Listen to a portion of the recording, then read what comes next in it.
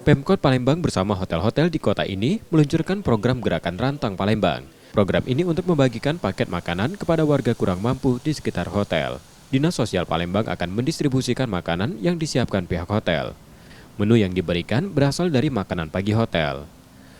Jadi makanan hotel, kelebihan makanan hotel itu akan kami jemput dan akan dibagikan ke masyarakat miskin sekitar hotel.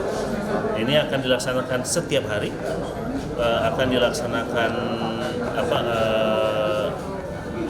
tanpa APBD, karena dia tidak dari pihak hotel akan menyiapkan makanannya, kami akan jemput dan bagikan ke setiap hari ke seluruh masyarakat di sekitar hotel itu.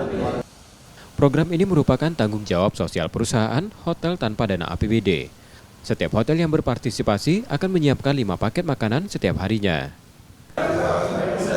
Dari breakfast, karena kita makanan breakfast ini memang banyak yang tidak termakan gitu ya. Jadi masih ada di prasmanan, masih sangat layak untuk dimakan. Itu nanti akan kita sumbangkan. Jadi kita akan packaging, akan dijemput oleh dinas sosial. Satu hotel bisa memberikan sekitar 5 pack makanan setiap hari. Saat ini ada 8 hotel di Palembang yang telah bergabung dalam program ini. Program ini akan berlangsung setiap hari dan mulai diuji coba pada 4 Januari 2025. Muhammad Reza Pahlevi, Kompas TV, Palembang, Sumatera Selatan.